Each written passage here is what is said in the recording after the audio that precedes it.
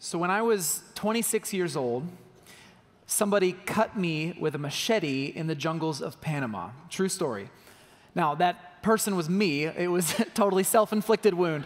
My fault. I was being a complete moron. I was out in what was probably the first time that I've ever been in anything closely resembling a wilderness. I was with this aid group, and we were hiking up through this up to this mountain village somewhere, and we were going through these little jungle valleys and stuff. And we were really far away from any kind of medical aid or anything. So this was the first dip of my toe in the water of the wilderness, and I was really excited because I had a new toy. I had just bought a very cheap machete, and if you know anything about machetes, they look a lot like what? Swords. So I had a sword, and I was in the jungle, and I gotta tell you, I was so enthusiastic because we were walking through the jungle, and the path was not that bad, but I was like hacking away at any branch or leaf that got in our way because I was like, I'm in the jungle, got a machete, I've got my sword. Well, we had to go there was one point, it was a stream that we had to cross, and so I thought, like an incredibly smart, intelligent person, I thought, I'm going to keep my machete out while I cross the stream, because why not? It's cool. I've got my sword. And so I start crossing the stream, and what happened? Of course, I stepped on a rock, and I slipped, and I started going down. And that fall, as I was falling, was probably the longest fall of my life, because I was thinking, this is it. This is how I die. This is the end. This is it. I'm going to stab myself with a machete, and then I will die, and that will be it. And so the only thing I could think to do was to put my arm out. I don't know why I didn't throw it. I put my arm out as far as I could, and then I landed on my arm, and it went bloop, and cut me right here. It wasn't bad. It wasn't a bad cut. There's a lot of gasps and stuff. It wasn't that bad. It was just a scrape, but I started bleeding, and so of course I had to, it's like jungle water, and I had to put Neosporin on it and stuff, and so I took off my heavy pack, and I put it down right on the bank, right onto a nest of fire ants. So they all start crawling up the side of the bag. My group is leaving me behind for some reason, so I'm hurrying, trying to get a bandage on, and it won't stick because it's all wet, and I'm like, oh no. I put my machete away, and I put my bag up, and I'm like, guys, wait, and I go running right up this hill after them, straight into a field of something called razor grass, and I'll just let you use your imagination. I was running after them like, right, that was my experience in the wilderness. I was a wet, bloody, sweaty mess at that point. And it was then, for the first time, that I began to realize that maybe I need to take the wilderness a little bit more seriously. Because, yeah, I got lucky, right? Nothing bad happened. I don't even have a scar. Okay, it wasn't even that big. But if something had happened, like if I had actually hurt myself, we were like a half a day away from any kind of medical care. It was a big deal if I got hurt that far away in the wilderness. Being in the wilderness is no joke, in other words. Being in the wilderness, any kind of wilderness, it tests you. It pushes your limits, and as it did with me as the doofus with the machete, it reveals often who you really are. It brings to light those kinds of things. And so for the next few weeks, we're going to be talking about this wilderness. We're going to be talking about the kinds of wilderness that we face. Now, of course, we're not just talking about physical wilderness. We're talking about the wilderness of our lives. How we choose to respond when we find ourselves miles away from safety and comfort and easy answers. When we're facing hardship and pain and unexpected loss when we are in the wilderness. How do we respond when we're just not sure how we're going to make it at all? To do that, to talk about that, we are going to look at the story in the Bible of a group of people who were in the wilderness, the Israelites. We're going to pick up right where we left off back in September with our series, last September, in our series, Freedom. We were talking all about the exodus from Egypt. And so let me just catch you up on the story in case you're not familiar with it. But essentially, the Israelites, the people of God, they were enslaved in Egypt.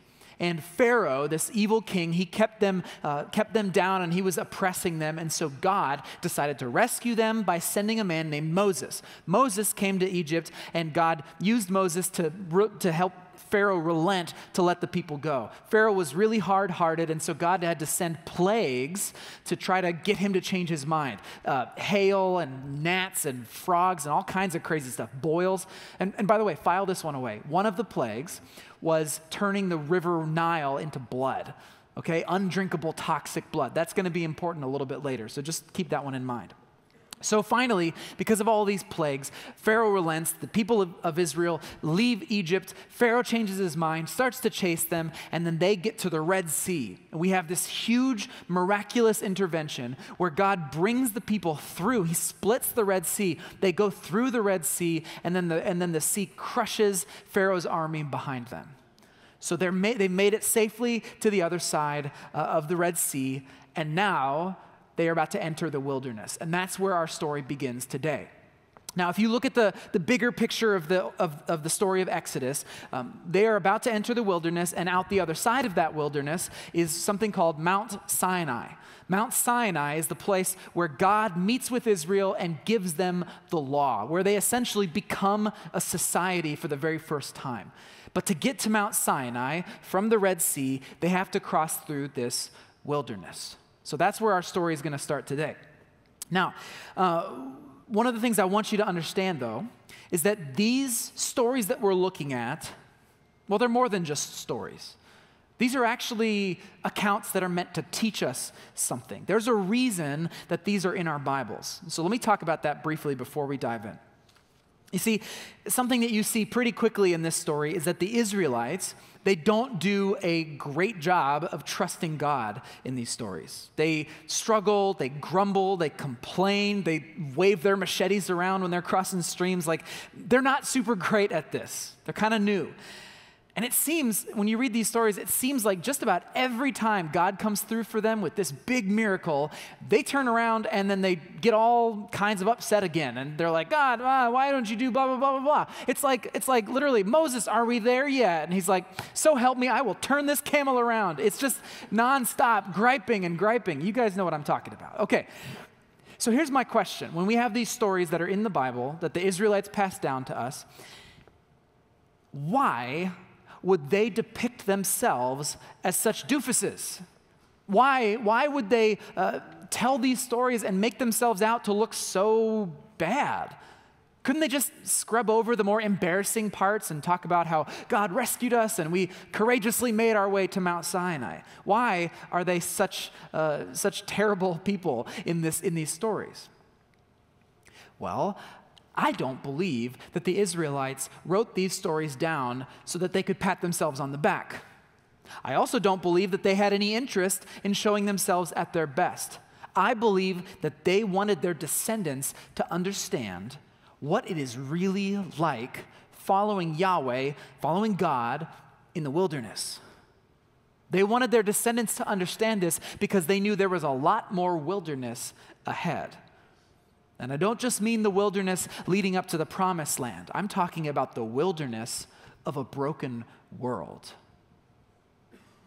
So let's talk about that. Let me show you what I mean. Grab a Bible. I would love for you to have a Bible open. We're going to look at Exodus 15, starting around verse 22. And it's going to be page 59 in the house Bibles. I'd love for you to have it open in front of you so you know I'm not making it up, as we always say here at Grace. So here's what I'm going to do. I'm going to read a few verses, talk about it, and then we'll dig in a little bit further. Verse 22, keeping in mind, this is right after the Israelites made it across the Red Sea. Then Moses led the people of Israel away from the Red Sea, and they moved out into the desert of Shur. They traveled in the desert for 3 days without finding any water. When they came to the oasis of Marah, the water was too bitter to drink, so they called the place Marah, which means bitter. Then the people complained, and they turned against Moses. What are we going to drink? They demanded. So Moses cried out to the Lord for help, and the Lord showed him a piece of wood. Moses threw it into the water, and this made the water good to drink. Okay, we'll stop right there. So there's something interesting going on here that you may not notice at first glance. You got to kind of read these stories many times to begin to see it, but there's a pattern happening here. At the beginning of the story, it says this. It says, Moses led the people away from the Red Sea, right? Well, the Hebrew word for that is nasa. Nasa, to break camp, to set out, to begin a journey. This is the first step. Nasa is the first step for the Israelites away from relative safety, or at least a reliable water supply, and into the wilderness. Now, of course, as we're going to see in verse 27, a little bit later in the story, they do end up making it to safety. They make it to another oasis where there's springs of water and palm trees and the whole deal. It's really nice. And they camp there. But this camping, setting up camp, that's another Hebrew word, and it's hana, to set up camp. So they nasa, they break camp, they head into the wilderness, and then they hana, they set up camp. Nasa, wilderness, hana. Here's why this is important. What we have there is a pattern that repeats itself throughout Scripture. It shows up in this story, but it also shows up in all the other stories that we're going to look at in this series, except the last one, but that doesn't matter. It shows up again and again. They nasa, wilderness, hana. Nasa, wilderness, hana. Now, here's the thing. This is an individual beginning and end of each of these stories, but it's also layered. There are layers to this story. If you read the Bible, the Old Testament especially, the Hebrew writers, they love doing this kind of thing. They love putting connections together and having allusions from this idea to that idea, and they bring back a metaphor and an image from this story, and you start to see these layers interweaving and building, and sometimes they create some really, really epic storylines as a result of it. And this, I believe, is an example. So yes, they nasa, wilderness, and hana in this story, but they nasa from the Red Sea, and they hana at Mount Sinai. So that entire story from the sea to Sinai is, in a sense, the same pattern, going through the wilderness.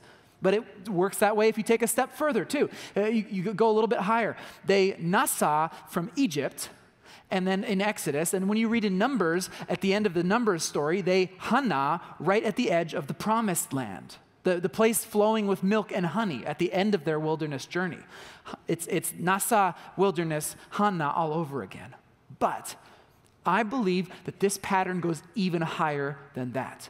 If you go all the way back to Genesis and you look at the storyline of what happens in Genesis, you can see hints of this same pattern at work.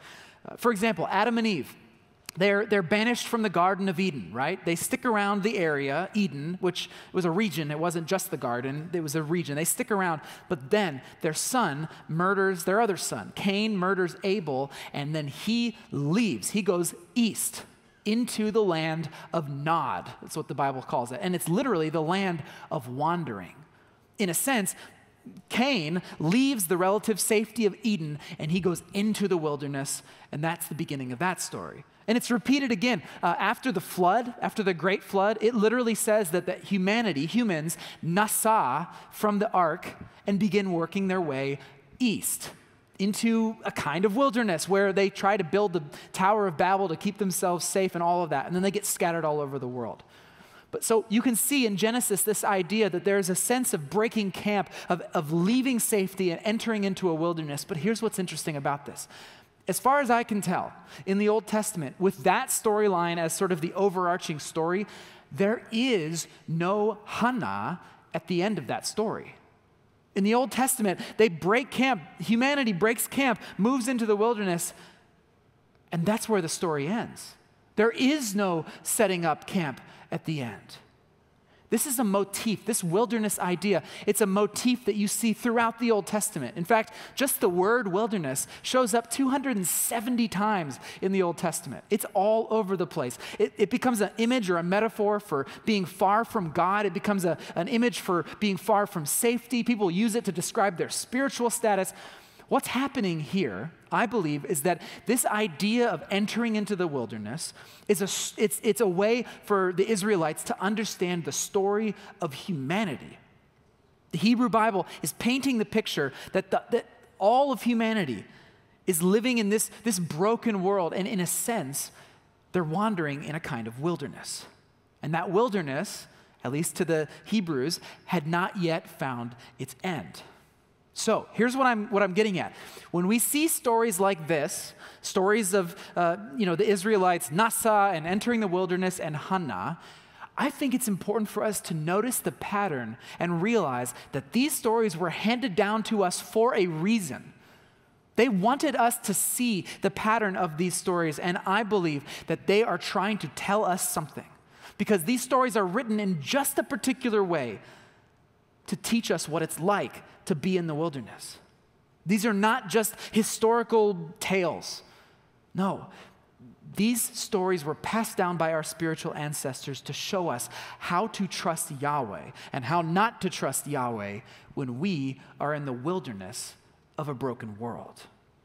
When the promised land seems so far away, when Eden seems like little more than a memory. How we trust God. And I hope you understand, this is why we're talking about these stories for 4 weeks. This is why we're in Exodus for this series, because these stories can teach us how to face the wilderness of our own lives. Okay, so that was a bit of a rabbit trail, but I think it's an important one. Don't you agree? It's important to understand how this story fits into the bigger picture. So let's talk about how the Israelites face this particular patch of wilderness. Back to verse 23. Just a quick summary. They've gone 3 days without water, and you can imagine that'd be a pretty rough thing to experience. And then all of a sudden, boom, we found it, an oasis. Except that the water is bitter. And you can try to imagine the disappointment that you'd feel if the water in front of you was bitter and undrinkable. And keep in mind, this is a really big deal to not have water. I mean, obviously, we all need water to survive. But the Israelites needed water to water their cattle, their camels, their donkeys. Everything needed water. And they needed water to be able to cook their food. So this would have been pretty miserable if the water in front of them was completely undrinkable. It's a really rough situation, so of course, they complain.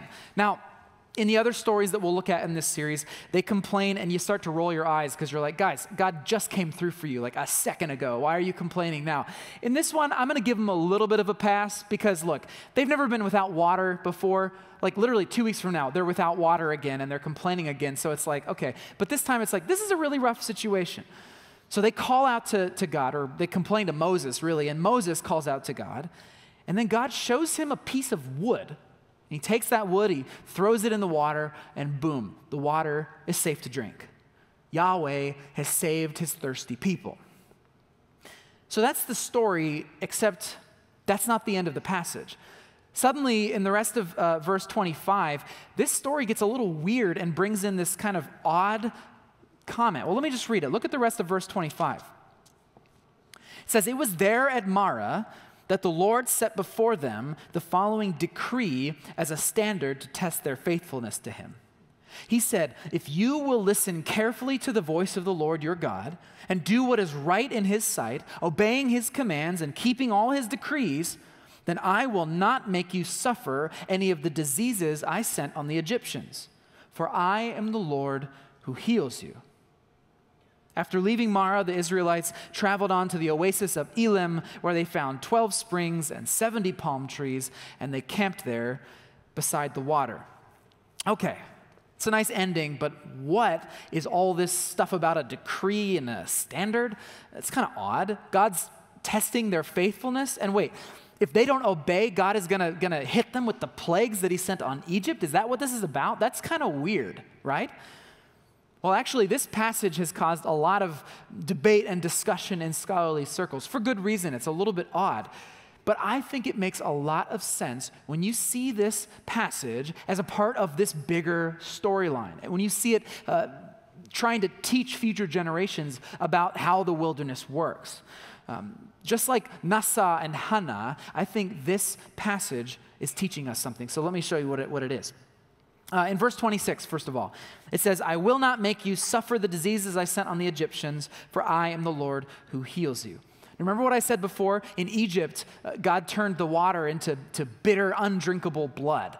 Well, here, this water is bitter and undrinkable, right? That brings back memories. And frankly, if it was from some sort of algal bloom or something that caused the problem, it would have looked red. So maybe it even looked like water that was blood or something like that. We don't know.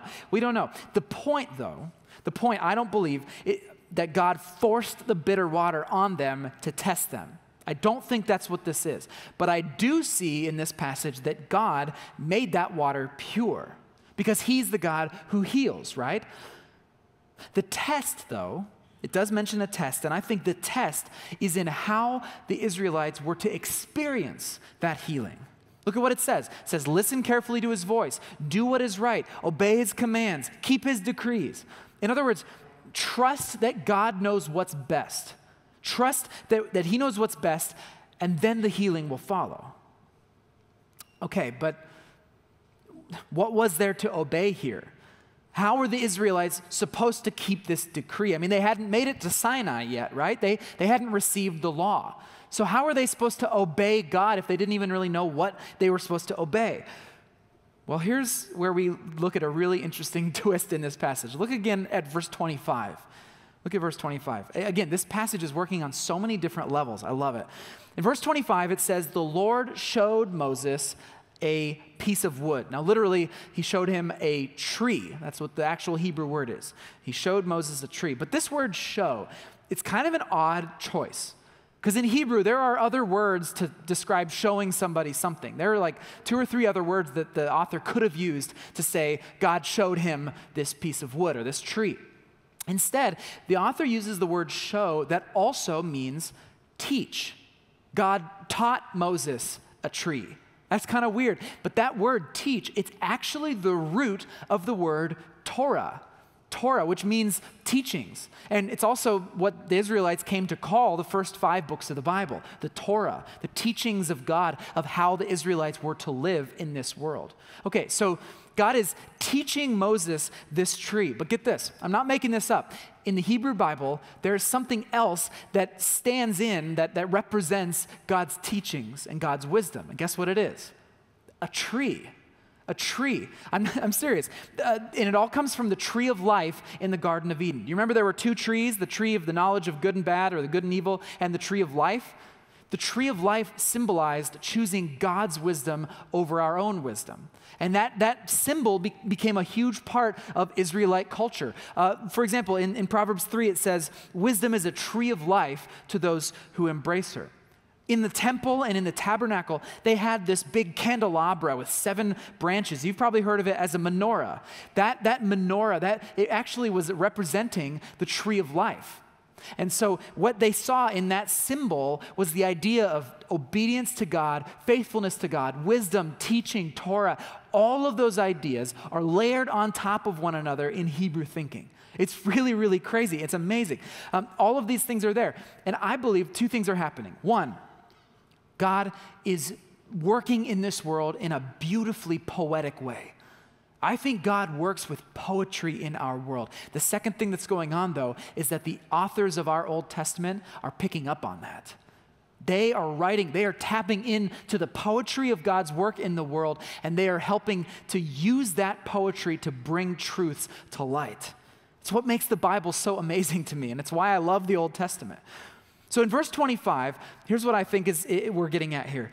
God is not just showing Moses some random branch that happens to make bitter water sweet. He is doing that, but no. God is also, in a metaphorical sense, teaching him Torah, teaching him obedience. Moses throwing that wood into the water, it represents obedience to God's commands. So in this small story, I believe that God is not just saving thirsty people, although he is. I think he is also providing an object lesson for them to remember for generations. God is providing an object lesson so that they can understand the ground rules for how to survive in the wilderness. Let me teach you, God says. Let me teach you. If you obey what I think is best for you, if you have wisdom and you trust in my teachings, then I will see you through. Trust me, because I am the God who heals you. So this story, and all the ones we're going to look at in this series, they all have the same exact big idea, in my opinion. The thing that they are all trying to teach us is this: if we want to make it through the wilderness, then we must trust God's wisdom and not our own. If we want to make it, if we want to survive the wilderness, we must trust God's wisdom and not our own wisdom. When we're facing bitter water in our lives, God will show us the tree. He will teach us wisdom if we're willing to listen. We have to trust him enough to throw that wood in the water, even if it doesn't make sense all the time. We have to trust in his wisdom. Now, over the next few weeks, we are going to see that idea put to the test for the Israelites. We're going to see them learn to trust in God's provision when things are running out, when food is running out. We're going to see them learn to trust in God's timing. We're going to see them learn to trust that God fights their battles for them. In all of these stories, I hope that we understand that they are also lessons for us. The people of God who went through this wilderness, they passed these stories down to us. They wanted us to learn from their lives and their mistakes. So my hope and my prayer is that this whole series would not just be some nerdy deep dive into ancient Bible stories. I hope and pray that it will be an invitation for us to renew our trust in God, especially for those of us who are getting a little thirsty right now, whose throats are a little parched. So here's what I want to do. To prepare our hearts for this whole series, I want us to just take a few moments and reflect and think about the wilderness that we're in. What is your wilderness right now? What is your bitter water? Are you battling overwhelming anxiety right now? Or depression? Are you desperately lonely? Is that your wilderness? Perhaps you are facing a disease or cancer or chronic pain. Or maybe it's a wilderness of your own making. Have you made mistakes and you've alienated yourself from your friends and family? Is that it? Or maybe it's the opposite. Maybe someone has done something to you that you have no control over, and that's put you in a wilderness. Are you being controlled by an addiction right now? Are you facing a broken relationship, broken relationships? Or maybe it's nothing like that. Maybe you're at a crossroads in your life. You're facing a huge life decision and you are just completely at a loss. Maybe you're stuck in a dead-end career, but you have no idea where to even begin changing your circumstances. Or maybe, and I think this counts, maybe you feel like God has called you to take some big step of faith, and so you took it, and now he's nowhere to be found. Is that you? If it's one of those things, if it's any of a number of other things, I want you to think about that wilderness right now. Take a moment, close your eyes if you want to, and just reflect on the wilderness that you are facing, big or small. What bitter water is in your life? Take a moment and think about that.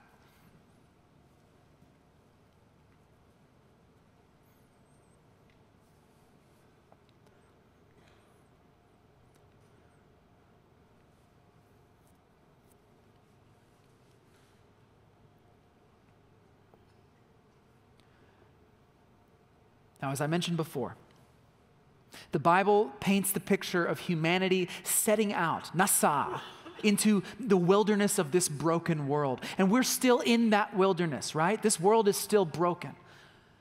But there's good news. Of course, there's good news. Because of Jesus, we will eventually make camp. We'll hana in the new creation, an oasis of life, where the wilderness of this world's brokenness will come to an end forever, where there will be no more crying or pain. And we know that right now, even in the midst of this wilderness, through the Holy Spirit, we can taste the sweet, life-giving water of God's provision. He will sustain us through this journey. But just like the Israelites, that fresh water that we so desperately need, it comes through trust, by trusting God to show us, to teach us the tree of life, to teach us his wisdom. That's what this book is all about, guys. That's why we have this, as a way of learning the wisdom of God and not just our own wisdom. How easy is it for us to forget that? How easy is it for us to try and survive the wilderness by our own ingenuity, to flail our machetes around like we have any idea what we're doing, right? How easy is that? Guys, our path through the wilderness is not through strength. Our path through the wilderness is not through creativity or endurance or your attempt to just get it done. No, our path through the wilderness is through one thing, and it is trust. Trust. That is how we will make it through this wilderness. Now look, I don't know what you're facing right now. There's a lot of things that you could be facing.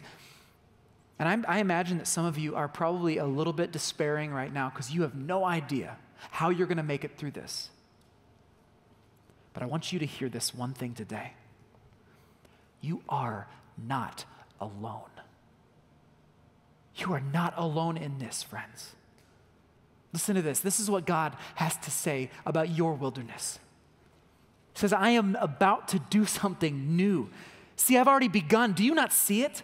I will make a pathway through the wilderness. I will create rivers in the dry wasteland. Our God is a God who brings life where there is none, life and water in the wilderness. And he will see you through. Do you trust him? Thanks for watching, but don't stop there. We want you to find community at Grace Church, and the first step in doing that is going to gracechurch.us/hub. There you'll find other sermons, details about upcoming events, and other important announcements. You'll also find service times and locations for all 3 of our Grace Church campuses. We would love for you to join us. And make sure you subscribe to our channel so you don't miss out when we post something new. Thanks again for watching. We'll see you next time.